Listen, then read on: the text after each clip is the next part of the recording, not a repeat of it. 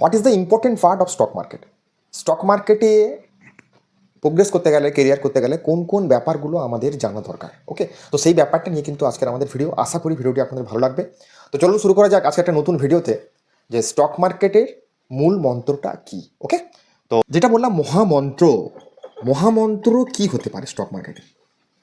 সবাই ভিডিওটা পজ করুন এবং যদি জানা থাকে তাহলে কিন্তু একটা কমেন্ট করে যান কি হতে পারে মহামন্ত্র। যেটা আমি বলছি অ্যাজ মাই এক্সপিরিয়েন্স, যেটা আমাদের স্টক মার্কেটে ভয়ানকভাবে দরকার, সেটা হচ্ছে রিস্ক ম্যানেজমেন্ট।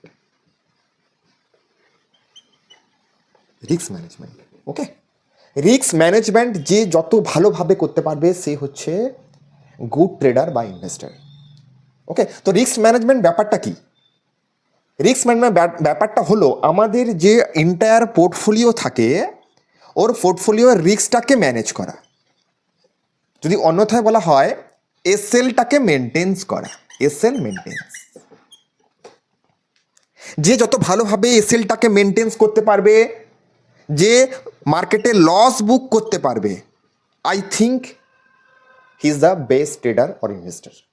তো ব্যাপারটা কেন আমি এই কথাটা বলছি, তো চলুন তিনটে বা দুটো পয়েন্ট নিয়ে কিন্তু আমি বলার চেষ্টা করছি। ব্যাপারটা দেখুন, যদি 1 নম্বর পয়েন্ট দিয়ে আমি বলার চেষ্টা করি, তাহলে অ্যাজ এ ট্রেডার বা investor you have to put your SL first.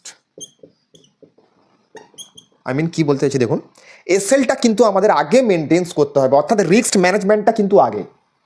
কারণ যদি আপনি এসএল মেনটেন্স না করেন তাহলে কিন্তু ট্রেডার বিকেম ইনভেস্টার। আপনাদের মধ্যে অনেকেই আছেন, বা আমরা এন্টার লাইফে যখন আমরা ট্রেড করছি, যখন আমি সুইং ট্রেডের জন্য বা শর্ট টার্ম ট্রেডের জন্য যাচ্ছি, কোনো স্টকে যদি আমরা পিক করলাম, বাই করলাম, স্টকের কিন্তু কোনো এসএল পয়েন্ট আমাদের জানা নেই। আমাদের মনে হচ্ছে স্টকটা ওপরের দিকে যাবে, আচ্ছা ঠিক আছে, স্টকটা ওপরের দিকে গেল, আবার কিছুদিন পর দেখবেন আপনার বাইং প্রাইস থেকে অনেকটা নিচে নেমে যাচ্ছে, তখন কিন্তু আপনি ট্রেডার বিকেম ইনভেস্টার, তখন কিন্তু আপনি ইনভেস্টারে পরিণত হয়ে গেলেন।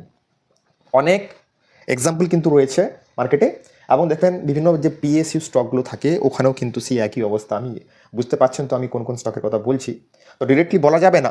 ব্যাপারটা দেখুন কি হিসাবে, ব্যাপারটা অ্যাজ এ ট্রেডার আপনার কিন্তু এসএল মাস্ট, এবং অ্যাজ এ ইনভেস্টার আপনার কিন্তু এসএল মাস্ট। স্ট্র্যাটেজি বিভিন্ন হতে পারে, প্রাইস অ্যাকশন বিভিন্ন হতে পারে, বা আপনার টাইম ফ্রেম অফ ট্রেডিং, অর্থাৎ আপনি যে টাইম ফ্রেমে ট্রেডটা করছেন, যদি আপনি ইনভেস্টর হন তাহলে উইকলি বা মান্থলি, আর যদি আপনি শর্ট টার্ম ট্রেডার হন, যদি আপনি ডেলি টাইম ফ্রেমে স্টকে এন্ট্রি নেন, তাহলে কিন্তু আপনাকে এসএল পয়েন্টটাকে মেনটেন্স করে কিন্তু স্টকে ইনভেস্টিংটা করতে হবে। স্টকে ঢোকার আগে আমাকে জেনে নিতে হবে যে এটাই হচ্ছে আমার entry point and this is my SL point. এর দাগে নিচে গেলে কিন্তু আমি সেখান থেকে এক্সিট নেব। আমি কিন্তু প্রাইস অ্যাকশনের কথা বলছি, আমি কিন্তু কোনো ইন্ডিকেটারের কথা বলছি না যে 20 EM এর নিচে নেমে এলো আমি স্টকটাকে সেল করে দিলাম। ওগুলো কিন্তু ভ্রান্ত ব্যাপারে কিন্তু আমরা বিশ্বস্ত নই। ওকে, তো ব্যাপারটা হচ্ছে কি, as a trader or investor you have to put your SL first. আপনার কিন্তু এসএলটাকে আগে নির্ধারণ করে কিন্তু আপনাকে স্টকে এন্ট্রিটা নিতে হবে, এবং এই ব্যাপারটা যে যত ভালোভাবে করতে পারবে he is a good trader. আপনি লসটা বুক করতে শিখুন আগে, লসটা বুক করলে কিন্তু প্রফিটের মুখ আমরা দেখবো।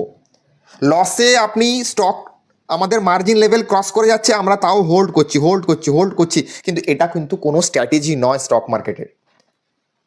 ওকে, তো আপনি যখনই এন্ট্রি নিচ্ছেন তাহলে শর্ট টার্ম ট্রেডার কিন্তু আপনাকে ইনভেস্টার কিন্তু কোনোদিন হওয়া যাবে না, মাইন্ডসেট নিয়ে কিন্তু এগোনো যাবে না।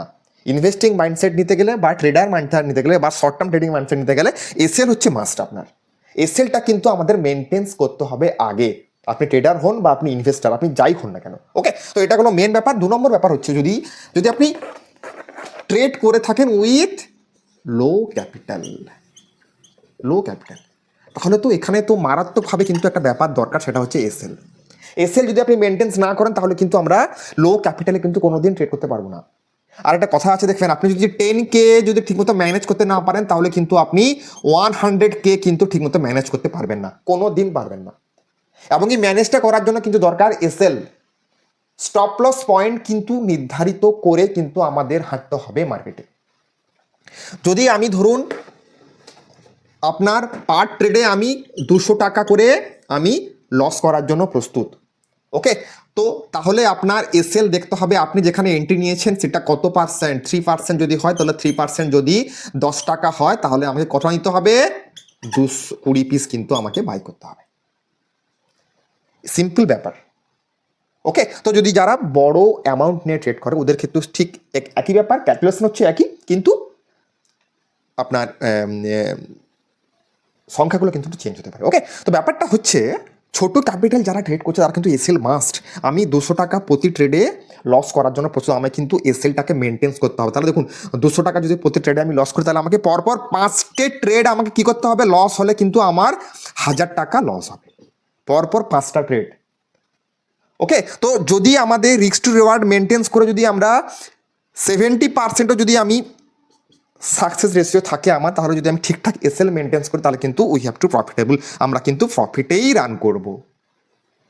তাহলে ব্যাপারটা বোঝা গেল। তাহলে প্রফিটে আসার মূল মন্ত্রটা কি হলো, প্রফিটে আসতে গেলে কোন জিনিসটাকে আমাদের ঠিকঠাকভাবে মেনটেন্স করতে হবে, সেটা হলো এসএল অর্থাৎ রিস্ক ম্যানেজমেন্ট।